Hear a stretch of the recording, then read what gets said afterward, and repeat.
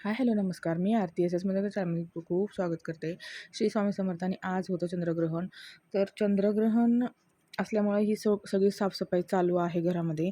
वैज्ञानिक ह्याच्यानुसार कसं आहे, सूर्य आणि चंद्राच्या मध्ये जेव्हा पृथ्वी येते आणि पृथ्वीची सावली जेव्हा चंद्रावर पडते, तर त्याला म्हणजेच चंद्रग्रहण असे म्हणतात. आणि विष्णू पुराणानुसार कसं आहे, देवदानवांनी जेव्हा मंथन केलं होतं ना, समुद्रमंथन, तेव्हा अमृत कलश वर आला होता. आणि अमृत कलशाचं वाटप करताना भगवान विष्णूंनी ना वेश बदलून एक दानव उभा होता देवांच्या लाईनीमध्ये. तर त्याच्या मुखात पण कलशाचे थेंब टाकले होते आणि न कळतपणे त्यांच्याकडनं ही चूक घडली होती. आणि हे चंद्र आणि सूर्यानी ना त्यांच्या लक्षात आणून दिल्यामुळं लक्षात आणून दिलं. आणि लगेच भगवान विष्णूंनी काय केलं होतं, सुद्धा आपल्या सुदर्शन चक्राने त्याचं ना मुंडकं उडवलं होतं.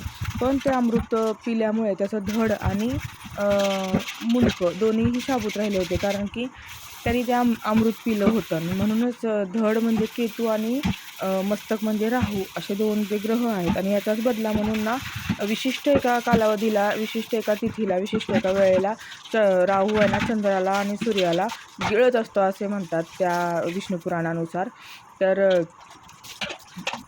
त्यालाच आपण चंद्रग्रहणाची मान्यता दिली आहे असं म्हणतात. पण मान्यतेनुसार आहे ना, आपल्या म्हणजे शास्त्रांनुसार, पुराणांनुसार तर राहूचा काळ हा अशुभच मानला जातो.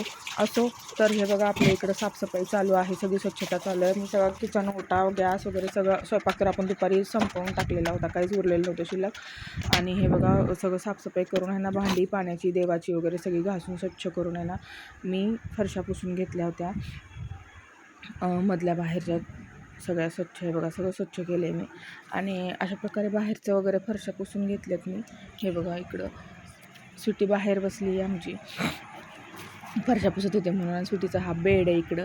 आणि इकडं आहे ना मी सगळं खुर्च्या वगैरे ठेवल्या दिवाणवरती. आणि इथं ना मुलांचे प्रोजेक्ट केलेले होते ना, मुलांनी शाळेत दाखवण्यासाठी ते घरी दिले होते सरांनी, ते होते.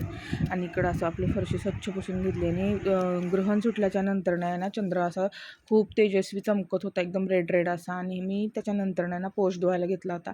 बोर चालू करून ना पोस्ट धुवून घेतला होता बाहेरपर्यंत. सगळं सडा मारत होते आधी चे लोक. तर आहे म्हणलं पाणी चालू, तर मी सगळं धुवूनच घेतलं होतं सगळं बाहेरचं, नाहीतरी माती माती होतं रानात घर असल्यामुळं. आणि मग हे सगळं साफसफाई करून घेऊन आहे ना स्वच्छ इकडं बघा. आणि हे सगळं झाल्याच्यानंतर मुलांनी सुट्टीला पण आंघोळ घातली होती तेवढ्या रात्री. आणि म्हणजे 7 वाजले होते, 6:15 तेव्हा. आणि मुलांनी पण आंघोळ करून घेतली. आणि त्याच्यानंतर मी लगेचच आंघोळ करून घेऊन स्वच्छ डोक्यावरून पाणी सोडले बघा इकडं. आणि पाणी भरून घेते मी. सगळे जे हांडे आपण स्वच्छ घासून घेतले होते की नाही, त्याच्यामध्ये हे पाणी भरून घेणार होते मी. त्याच्यानंतर ना आपल्याला देवपूजा करायची होती. आणि हे सगळं करेसपर्यंत 7:30 वाजून गेले होते. किती जरी फास्ट काम केलं तरी वेळ कुठं निघून जातो कळत नाही. आणि संध्याकाळच्या वेळेस आल्यामुळं कसं आहे जरा संध्याकाळी तरी 8:30पर्यंत दम काढतात मुलं, भूक लागते त्यांना तोपर्यंत. तरी बिचारे दिवसभर काही म्हणजे दुपारी जेवले होते आणि त्याच्यानंतर 7 वाजेपर्यंत तसेच बसले होते. तर हे बघा आपलं देवाचं पाणी वगैरे भरून घेतले. आणि हे टोपलं जे आहे ना, मी जे टोपलं धुते, ते देवाची पूजा करण्याचं टोपलं आहे. तर त्याच्यात पण मी आता फ्रेश बोरचं पाणी भरून घेते. आमच्या बोरचं पाणी गोडच आहे, स्वयंपाकाला मी हेच पाणी वापरतो. पीत पण होतो आम्ही गेल्या वर्षीपर्यंत. पण त्याच्यानंतर आता काय झालं, सारखं सारखं मुलं आजारी पडायला लागली, त्याच्यामुळे थोडं जारचं पाणी आणायला लागलं. आमच्याकडच्या साईडला नळाचं कनेक्शन नाही आमच्या घराच्या साईडला, त्याच्यामुळं बोरचं पाणी आम्ही प्यायला वापरतो. आणि मग विकतचं बिसलेरीचं ते जारचं पाणी असतं की नाही, ती जार आम्ही प्यायला घेऊन येतो. आता 1 वर्षभरातच आम्ही ते पाणी विकतचं आणायला लागलो, नाही तर तोपर्यंत आमच्या बोरचंच पाणी आम्ही पित होतो. तर बघा स्वच्छ असे आपले हंडे कसे चमकतात, छान स्वच्छ धुवून करून भरून घेतो ते मी पाणी सगळं. आणि कितींदा जरी विसळलं ना, असं वाटतं साबणाचा वास येईल का काही, की म्हणून मध्ये मी 2-3 वेळेस चांगलं स्वच्छ विसळूनच पाणी भरून घेतले. हे बघा असं आपलं टोपलं पण पूजेचं भरून घेतले. आणि हे की नाही वर एक पातेलं ठेवले मी, स्वयंपाकाला लागतं म्हणून, कारण हांडा रिकामी करत नाहीत संध्याकाळच्या वेळेला. आणि खिडकीतून चंद्र असा दिसत होता. मग त्याच्यानंतर लागलीच मी आपल्या शेगडीची पूजा करून घेत होते.